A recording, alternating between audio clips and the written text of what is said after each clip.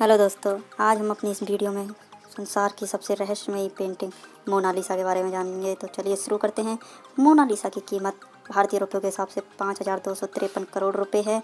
कहा जाता है कि मोनालिसा की पेंटिंग को अलग अलग एंगल से देखने पर इसकी स्माइल अलग अलग नज़र आती है, अर्थात बदलती रहती है।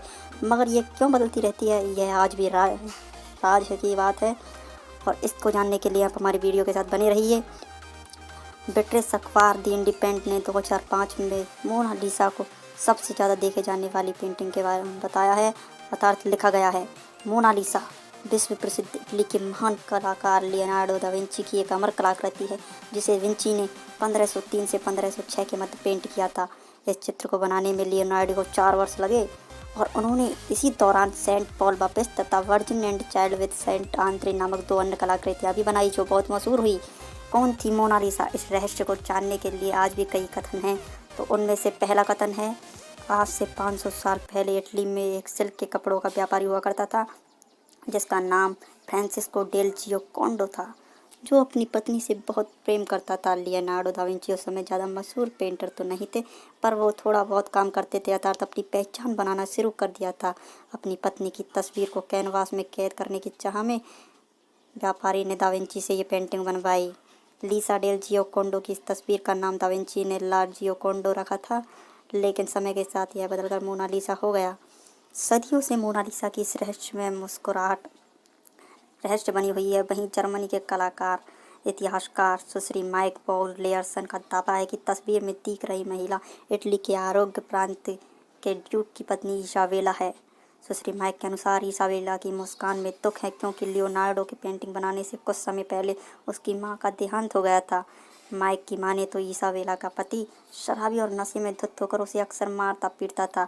अपनी प्रकाशित पुस्तक who is Mona Lisa in search में अनेकों समानता गिनवाई है। उसने पुस्तक में आगे लिखा है कि लियोनार्डो, जो कि ड्यूक के इस दरबार के शाही कलाकार थे, इसाबेला के काफ़ी निकट थे।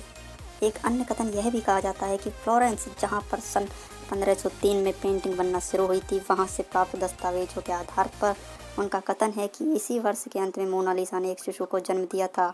एक इतालवी और अमेरिकी शोधकर्ता द्वारा फ्लोरेंस से प्राप्त चर्च के पादरी द्वारा शिशु के नामकरण की धार्मिक रस्म के दस्तावेजों के हवाले से इस बात की पुष्टि हुई है। न्यूलैंड का विश्वास है कि मोनालिसा ने अपने पेट में पल रहे बच्चे की स्मृति और अनुशंसा से अपना चित्र बनाया है। उनका कथन है कि संसार में आने वाले नए जीवन का रोमांच और मातृत्व को पुलकित कर देने वाली प्रसन्नता के कारण उनके चेहरे पर यह अलौकिक और अद्भुत मुस्कान है। एक और बात रहस्यमयी है जो हम आपको बता देते हैं कि 1551 में एक आदमी ने मोनालिसा की पेंटिंग पर पत्थर फेंका था, जिसकी वजह से मोनालिसा के बाएं हाथ की कोहनी के सामने एक स्क्रैच आ गया था। और फिर इसे पेंटिंग की सुरक्षा को ध्यान में रखते हुए फ्रांस की गवर्नमेंट ने उस पेंटिंग के लिए लेवरेशन म्यूजियम में एक स्पेशल रूम बनाया, जिसका टेम्परेचर ऐसा रखा गया कि जिससे पेंटिंग को कोई नुकसान नहीं पहुंचे। इस कमरे को बनाने के लिए म्यूजियम ने तकरीबन 50 करोड़ रुपए खर्च कर दिए। इस पेंटिंग को एक प्रूफ शीशे के अंदर बंद कर दिया। तो दोस्तों, हमारी ये वीडियो आपको कैसी लगी? यदि आपको हमारी वीडियो अच्छी लगी हो तो इसको लाइक करिए, साथ ही साथ हमारे चैनल को सब्सक्राइब बटन पर क्लिक करके सब्सक्राइब भी कर लीजिए, ताकि आपको हमारी आने वाली वीडियो मिलती रहे। दोस्तों, धन्यवाद।